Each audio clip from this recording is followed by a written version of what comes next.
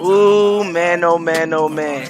As of present, you getting nothing but Drayton, Drayton, Drayton, and more Drayton. And this is officially off the rim. Ain't no way around it. Ain't no way around it. Cause I'm tryna ball out. Come on if you bout it. But you better keep up. I'm not slowing down. I swear they gon' see us. Ain't no way around it.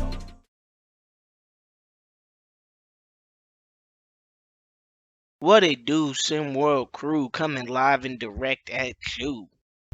I mean, this time we're doing the Pac-12, and again, uh, of the power conferences, and I would say it's like a power six, so it'd be like the ACC, the SEC, the Big Ten, the Big 12, the Pac 12, and then the Big East. Those are like the big six conferences in college basketball.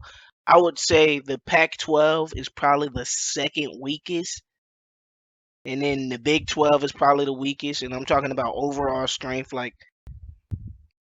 I'm not even necessarily high on the SEC because, like, the SEC is like the top end teams are like really top end, and then the mid to lower end teams are like really bad, and that's how I'm rating the conferences. It's not all about who's the strongest in the besides the point.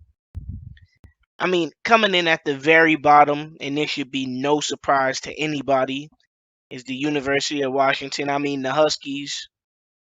They struggled last season. I don't necessarily see them being any better than they were. I mean, if anything, they're worse off. I mean, Larry McGee's probably going to be solid for them. Jordan Weaver will probably be solid for them, but again, the things that plague the team, the terrible defense, the lack of true offensive output and efficient scoring, I don't think that magically gets ailed. I don't they didn't bring anybody in that to me fixes that problem. I mean, maybe a coaching change, maybe I don't know. Whatever it is, Washington to me just seems like the same team that they already are, and that's why I have them where they're at. I mean, next up, second from the bottom, and somebody's gonna feel like I'm picking on teams at this point.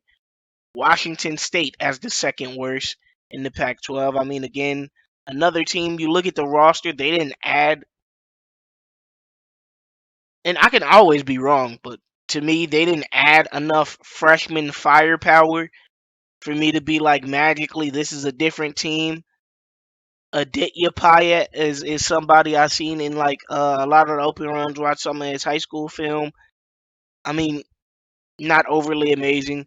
Dylan Laporte, I mean, I guess he now comes in as the star, but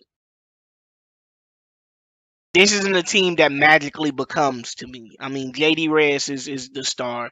Travion Sherwood is decent. Asher Benedict is decent. Hugo Fields is decent, but like how many times can I say a team is decent? Somebody on the team is decent before we start having a conversation that I'm just picking and choosing and don't want to hurt anybody's feelings. I don't see them anything better than second from the bottom. Next, third to the bottom, I have Colorado. Now, Colorado is probably a team that people are a little higher on, but without both Devon brothers, necessarily don't see it. I mean, again,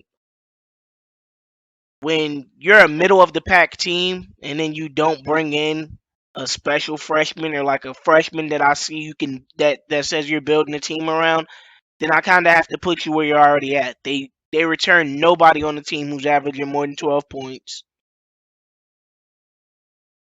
I mean, Brett Vaughn is a hell of a playmaker, but he's not the best playmaker in the nation, so we're right back where we stand with that one.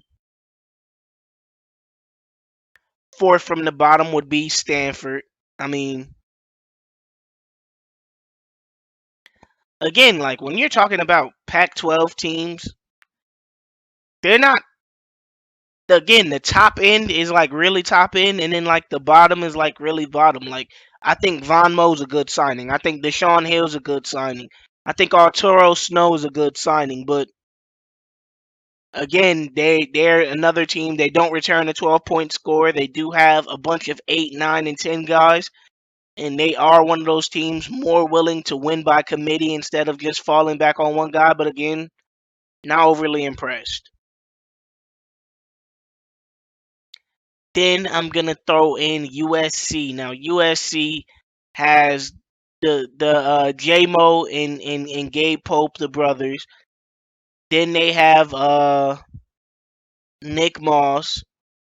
They bring in, oh, I'm gonna butcher this, Willowright Krause, Brian Garcia, Renzo Webb Storm. Like I said, this team has more bones. They bring back one 12-point scorer.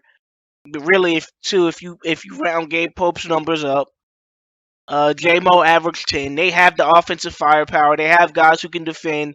They now shore up their bigs in the front court. I think that this is a middle of the pack team in the Pac-12. Ironically, then I would put like Oregon.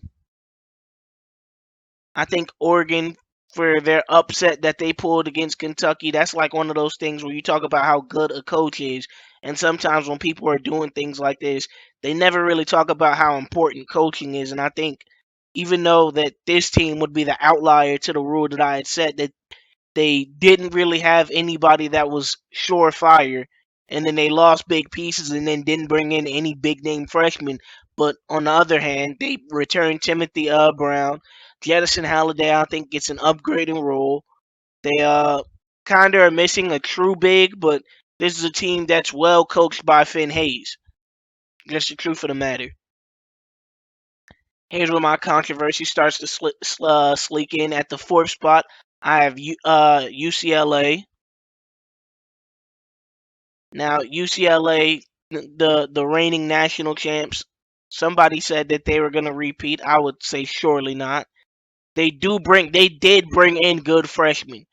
Mike Fells, Jordan Bamford, Wilson Lamb, Koya Monroe. They did bring in good freshmen, but they didn't bring anybody in to replace the two juggernauts that they lost in Jalen Snow and LeGerald Carroll.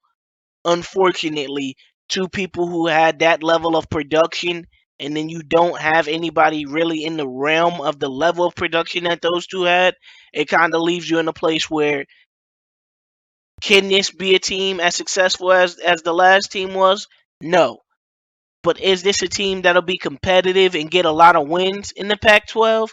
Yes. Right here at three, we have Utah. Now, Utah is probably a team that a lot of people are sleeping on. I'm not sleeping on them. I definitely see the talent and potential in this team. And then they brought in absolute dogs with Yarny Johnson, uh, Rashad Rockford, and then Kadarius Belmont. They bring in a lot of talent. Granted, they don't return a 12-point scorer, but they have somebody who, in my opinion, is going to average way more than 12 than Yarny Johnson. I mean, you look at this team, and the talent is there, the coaching is there, everything's there. Now, these next two teams,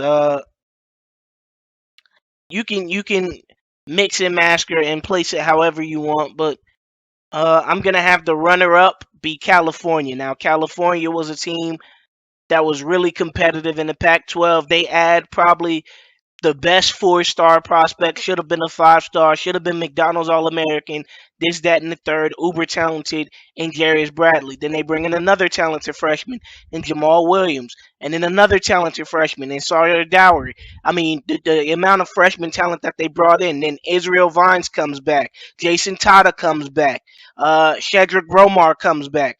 This is a team just stacked full of talent, and then they added more talent to that. That's ultimately how you stay competitive in college basketball. And then to me, this is kind of a no-brainer. This team, in my opinion, wins the Pac-12. They made a decent run, a deep run in Hoopsteria last season. They add Ashton Rollins. They add Emilio Torres. Uh, they add Isaiah Jabari. And then you have Corey Yams, along with Theophilus Hilton coming back, uh, Khalil Erickson. This is a team just chock full of talent that returns a whole bunch of players. They look like a team that can make a deep run. If there's anybody who's going to win the Pac-12, it's Arizona, and it's off of Corey Yams back. And I know there's a lot of people who don't believe in the Yams, man, but sometimes you yam what you yam, and you aren't what you aren't. And the man who wears 50 from Houston, Texas, who played for Showtime, who played for H-Town, I think he's the catalyst for this team being successful. But y'all let me know down below what y'all think. Let's cuss and discuss. And remember, SimWorld, the only place you can see the game and be the game. And everybody, let's keep the lights on in this month. Like, yeah, I was talking about closing down stuff and shutting down SimWorld. Let's hit every video with a minimum of 50 views. Let's have everybody so tapped in that it becomes undeniable that this is a community that's engaged and loves the product. One.